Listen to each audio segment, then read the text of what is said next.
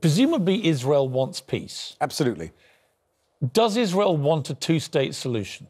We've made very clear we have no interest in ruling over the Palestinians, and we've made very clear that we recognise their desire to have self-determination, and we're willing to sit at the negotiating table. So you do want to have a two-state solution? We absolutely want to allow the Palestinians to have control over their own destiny, absolutely. Would you live in Gaza yourself? Would you allow your family to live in those conditions? Well, that absolutely is the blame of Hamas. Hamas have been in control. Remember, we left in 2005. Israel left Gaza. Everybody said to us that what we had to do was to leave, was to withdraw the settlements, was to withdraw Israeli settlers, and this would bring peace. And the reality is that since we left, Hamas have taken control, and Hamas have used it as a launch pad for terror, have launched thousands of rockets, have dug tunnels, have done everything they can in order to attack and to kill Israeli civilians. And I have great sympathy for people in Israel that have to live under the threat of all these rockets and so on. Absolutely. But I also have great sympathy with the people who are being oppressed and living in these appalling conditions in Gaza. And what I don't see amid all this constant toing and froing of attack and retaliation and so on is any genuine will for peace. So I can tell you now that I know from my Prime Minister, from Prime Minister Netanyahu, that he is willing to sit anywhere, at any time, with the Palestinians in order to negotiate. When Israel apportions sole blame on the Palestinians, then I lose sympathy for you. Well, because actually it's not about sole blame.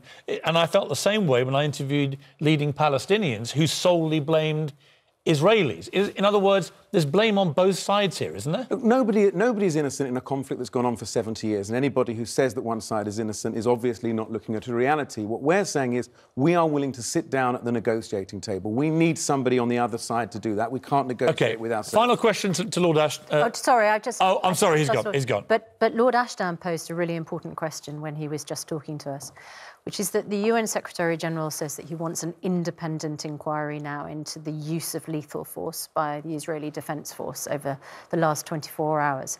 More than 50 dead, including, according to the Palestinian Health Ministry, 8 children. International condemnation and revulsion at what's been happening. Will Israel accept an independent inquiry? We will investigate every death that's taken place. Remember, these people who are trying to breach the border... That's an investigation by Israel. Absolutely. These people are attempting to breach the border. We shouldn't pretend that this is peaceful protest. The problem is, when 55 people on the other side die and 2,000 are wounded, and more than 200 of the wounded are under 18, and a number of those who died are children, and you have no casualties, it looks like a completely one-sided fight, where one side has the equivalent of a catapult and the other one has the equivalent of very high-power weapons. Well, I don't think that Israelis need to die in order to say that this is to see a reality.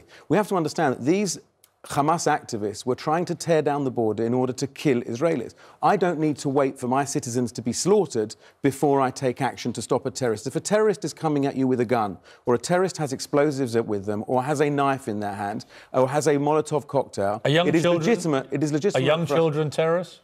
Look, absolutely not. Young children, when Hamas hide behind young children, we've seen pictures on TV of Hamas leaders holding young children, and young children being killed is a tragedy. I'm not going to sit here and tell you anything other than that. The death of a child is a tragedy, and we need to ask Hamas why they are hiding behind children. Hamas can stop this tomorrow. If Hamas announce now that there's no more protests, there's no more violence, there's not going to be any more attempts, Hamas are paying people to run towards the border to try and breach it. If you get within a certain distance, Hamas give you money. What the Americans have done, what President Trump has done, along with Benjamin Netanyahu, they have given Hamas a catalyst to inspire their idea of protest with this embassy decision. That's the problem. Well, Hamas and again, I just ask you, was it worth it? I mean, was it worth moving a building to cause so much carnage, knowing that's exactly how they were going to respond, and knowing that Hamas were going to use it as an excuse?